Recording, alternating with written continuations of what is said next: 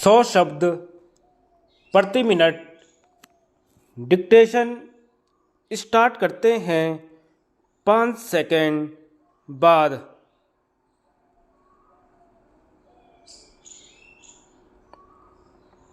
सभापति महोदय, एक बार फिर हमने राष्ट्र के सम्मुख प्रस्तुत बड़े प्रश्नों के बारे में एक लंबा विचार विमर्श किया है।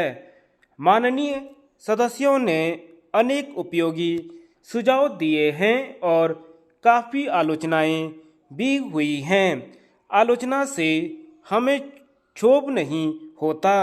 वास्तव में कोई भी व्यक्ति या सरकार जो कोई उपलब्धि करना चाहती है, आलोचना से क्षुब्ध नहीं होती, क्योंकि यह अपनी कमी या त्रुटियों की जानकारी पाने का एक तरीका होता है। और हमने कभी नहीं कहा है कि हमसे कोई त्रुटि नहीं हो सकती।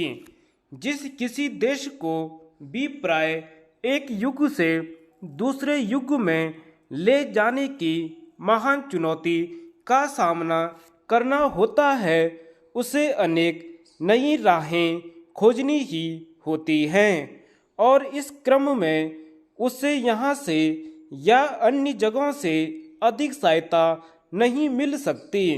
इसलिए इस समय कुछ हद तक प्रयोगात्मक तरीके अपनाने ही होंगे और कुछ जोखिम उठाने ही होंगे।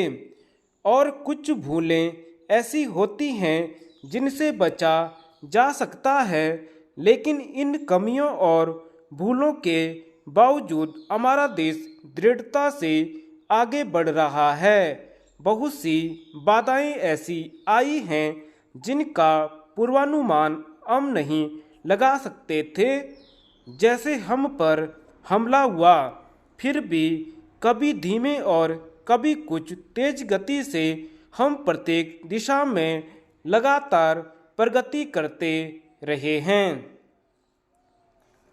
हम विपक्ष के माननीय सदस्यों या स्वयं अपने पक्ष के सदस्यों की आलोचनाओं या सुझावों का स्वागत करते हैं, लेकिन जब किसी दल या निरंकुशता का या पश्चिमी बंगाल में लोकतंत्र की हत्या का आरोप लगाया जाता है, मैं समझती हूँ कि एक माननीय सदस्य ने इन्हीं शब्दों का इस्तेमाल किया था, तो उसे गंभीर भाव से लेना कठिन हो जाता है।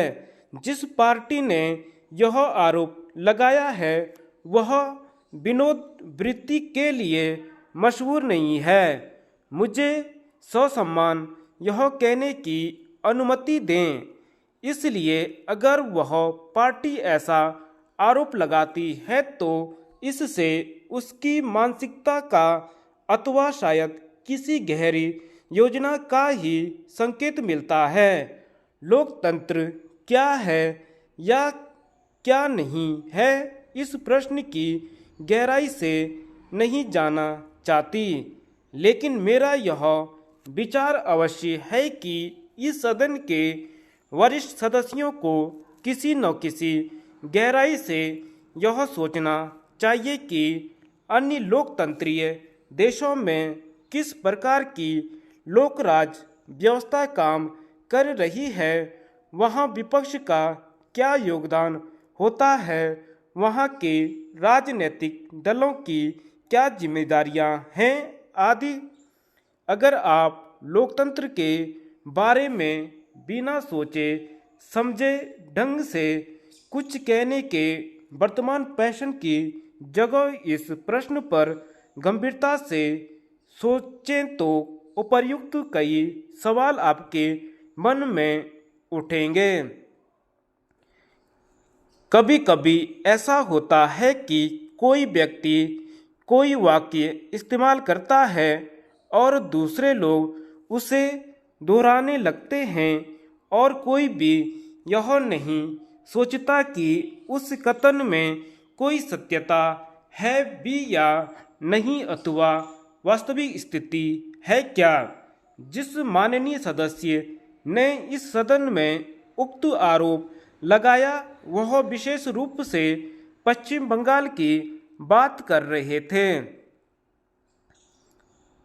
सभापति महोदय, पश्चिम बंगाल के घटनाक्रम से माननीय सदस्य या भारतीय जनता अपरिचित नहीं है, बल्कि मैं कहना चाहूँगी कि पूरे विश्व को इसकी जानकारी है।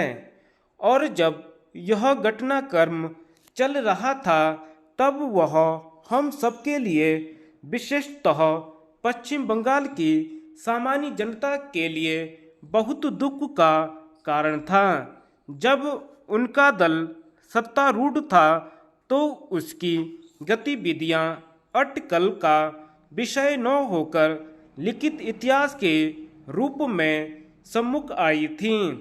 नागरिक हड़तालों के कारण मानव दिवसों की हानि, राजनीतिक झड़पों की संख्या, राजनीतिक हत्याएं, कल कारखानों की घटनाएं, ये अब अटकल के विषय नहीं हैं। ऐसे बहुत से मामले हैं जिनके बारे में जानकारी अनेक स्थलों से मिल सकती है। इसके बाद पश्चिम बंगाल में क्या हुआ यह भी माननीय सदस्यों को विदित है। मैं कहना चाहूँगी कि लोकतंत्र के इतिहास में यह राजनीतिक नवीकरण की एक महानतम कहानी है। यह कहानी है उस जनता की जिसने अपने विचारों को हिंसा के विरुद्ध, अपने गहरे क्षोभ को दृढ़ता से व्यक्त किया। अभी हाल में दिसंबर महीने में हमारी पार्टी के कुछ कार्यकर्ता कोलकाता गए और उन्होंने प्रत्यक्ष देखा कि वहाँ के वातावरण में कितना परिवर्तन आया है।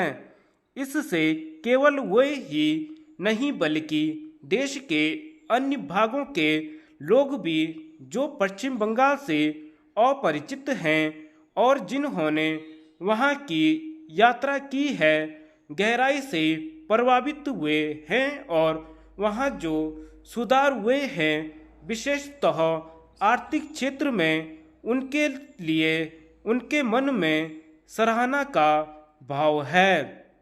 सार्वजनिक क्षेत्र के उत्पादन में वृद्धि हुई है।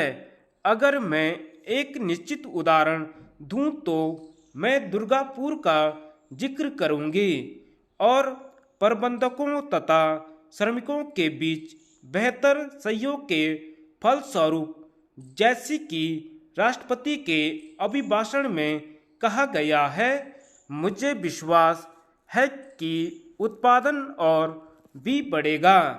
जो भी हो, पश्चिम बंगाल के लोगों ने यह सावधानी अपनाई है कि हिंसा का षड्यंत्र सफल न होने पाए। एक माननीय सदस्य ने यह भी कहा है कि कांग्रेस सरकार की नीतियों से देश टुकड़े टुकड़े हो जाएगा, परंतु कौन सा ऐसा दल है जो देश को टुकड़े टुकड़े होते देखना चाहेगा? क्या वह दल जो अपने संपूर्ण अस्तित्व काल में देश की स्वतंत्रता और एकता का हामी रहा है और जिसने उस उद्देश्य से संघर्ष किया है, क्या वह दल जिसने स्वतंत्रता की लड़ाई तब छेड़ी थी जब यहाँ साम्राज्यवादी ताकत का शासन था और जो आज वीर निर्णय की स्वतंत्रता, मूल्यांकन और कार्य की स्वतंत्रता के लिए यत्नशील है? अथवा क्या वे दल जो अलग अलग भाषाएं बोलने वाले भारतवासियों को अलग अलग जाति कहते हैं? मुझे आशा है कि आपने ध्यान दिया होगा कि इस शब्द को माननीय सदस्य ने कैसा विचित्र अर्थ दिया है। तत्काल समस्याओं में से एक समस्या देश के कुछ भागों में सूखे से उत्पन्न कठिनाइयां हैं जिसकी चर्चा अधिकांश सदस्यों ने की है और जिस पर हम सब मंत्रियों की हैसियत से तथा व्यक्तिगत रूप से भी बहुत ज़्यादा चिंतित हैं। धन्यवाद।